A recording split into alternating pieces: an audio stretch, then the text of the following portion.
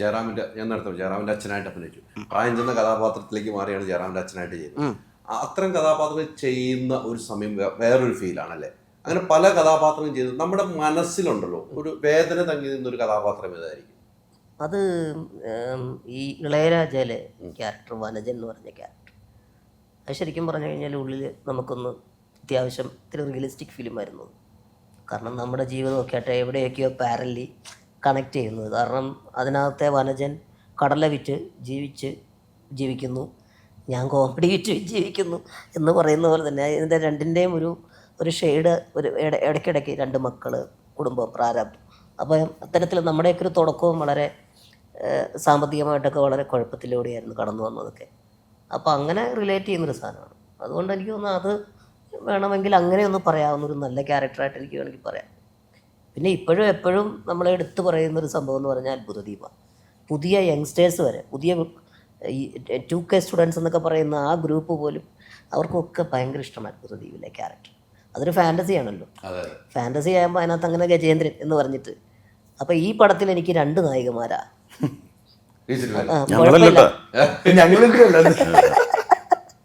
അത്ഭുതദ്വീപിലെ ഏതാണ്ട് 5 പേരും ഗജേട്ടനെ കെട്ടുള്ളൂ എന്ന് പറഞ്ഞിട്ട് നിന്ന അത്ര സുഖമുള്ളൊരു കാര്യമല്ല ഇത്.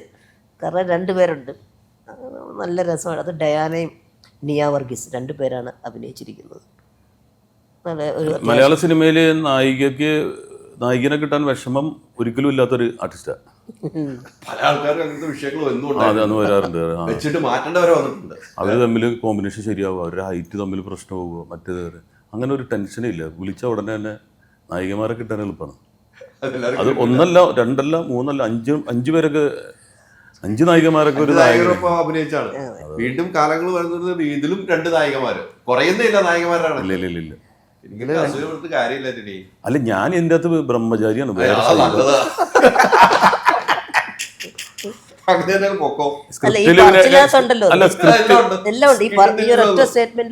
സ്ക്രിപ്റ്റില് ഇവൻ ഇടപെട്ടോ എന്ന് എനിക്കൊരു സംശയമുണ്ട്. ഒരു നായിക പോലും തരാതെ, പേരിന് പോലും അല്ലേ. ഇവര് ഇപ്പൊ നായികയായിട്ട് ഇരിക്കുകയാണെങ്കിൽ തന്നെ എന്നെ നിർത്തുന്നത് 1 കിലോമീറ്റർ അപ്പുറമാണ്. അത് ശ്രീനിവാസ് റെഡ്ഡി എന്ന് പറഞ്ഞ ക്യാമറമാനാണ്, പുള്ളി തെലുങ്ക. അപ്പൊ പുള്ളിക്ക് എത്ര ദൂരത്ത് നിന്നാലും കുഴപ്പമില്ല, പുള്ളിയുടെ ക്യാമറയിൽ പതിച്ചിരിക്കും. മാറ്റി നിർത്തി തന്നിട്ടുണ്ട് ഇവര്. അതെ, ആ സ്ക്രിപ്റ്റിൽ അതും വെക്കണ്ട. ഒരു 100 മീറ്റർ ഒക്കെ വെച്ചാൽ പോരെ, 1 കിലോമീറ്റർ ഒക്കെ വെക്കേണ്ട ആവശ്യമില്ല. എല്ലാം പുള്ളിക്ക് അതിനകത്ത് ഉള്ള കാര്യങ്ങളാണ് പറഞ്ഞു, ഓപ്പണായിട്ട് പറഞ്ഞത്. അത്ഭുതത്തിന്റെ അടുത്ത പാർട്ടിനും ഇല്ലേ? തീർച്ചയായിട്ടും സാറ് പറഞ്ഞിരിക്കുന്നത് അങ്ങനെയാണ്. വളരെ പ്രതീക്ഷയോടെ കാത്തിരിക്കുന്നു അത്ഭുതദ്വീപ് 2-ന് വേണ്ടി. സാർ അനൗൺസ് ചെയ്തിരിക്കുന്നു. അതിൻ്റെ മറ്റ് എന്താ പറയുന്നത്, തുടക്കം കുറച്ച് കാര്യങ്ങളെല്ലാം ചെയ്യാനുണ്ട്. അതിൻ്റെ കാര്യങ്ങളൊക്കെ അതിൻ്റെ പിന്നണിയിലാണ് ഇപ്പോൾ സാറ്. ഇതിനിടയ്ക്ക് തമിഴ് സിനിമയിലൊക്കെ പോയി, തമിഴിൽ തമിഴിൽ ആദ്യത്തെ പടം തന്നെ ശ്രദ്ധിക്കപ്പെട്ടതുകൊണ്ട് പിന്നെ കുറേ അതിൻ്റെ ചുവട് പിടിച്ച് കുറേ ഒരുപിടി നല്ല ക്യാരക്ടേഴ്സ് ചെയ്യാൻ പറ്റി തമിഴിൽ. പിന്നെ ഇപ്പോൾ ഈ അടുത്ത് 2 പടം വന്നിരുന്നു. ഒന്ന് ബഗീര, പ്രഭുദേവ സാറിൻ്റെ കൂടെ ചെയ്തു.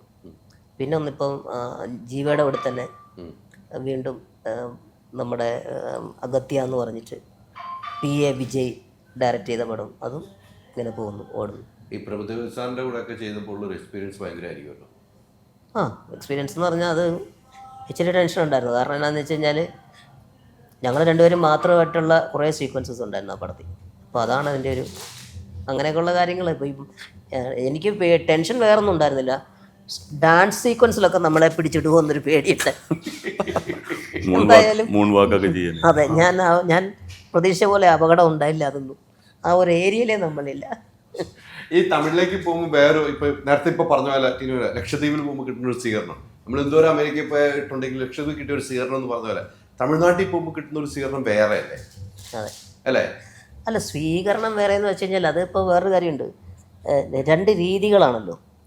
തമിഴ് ഇൻഡസ്ട്രി എന്ന് പറഞ്ഞു കഴിഞ്ഞാൽ ഒരു വേറൊരു ലോകം. നമ്മുടെ ഇൻഡസ്ട്രി എന്ന് പറയുമ്പോൾ നമുക്ക് വേറൊരു ഫീലാണ്. നമ്മുടെ വീട് പോലെ നമുക്ക് ഫീൽ ചെയ്യും. മറ്റേ നമുക്ക് പുറത്തേക്ക് ഇറങ്ങുന്ന പോലെ തന്നെ തോന്നും. അൾട്രാ മോഡേൺ കിച്ചൺ ഡിവൈസസ്, ഒരു കിച്ചണിൽ വേണ്ട എല്ലാ ലേറ്റസ്റ്റ് ബ്രാൻഡുകളും ഇവിടെയുണ്ട്. ലോകോത്തര ബ്രാൻഡുകൾ, original products, wide range. MyG future. WhatsApp വഴി ഇംഗ്ലീഷ് പഠിക്കാൻ ഇംഗ്ലീഷ് കഫേ ഉള്ളപ്പോൾ ഇംഗ്ലീഷ് ഒരു വിഷയമേ അല്ല. English cafe, we present you the perfect English. WhatsApp now 9633 888 575.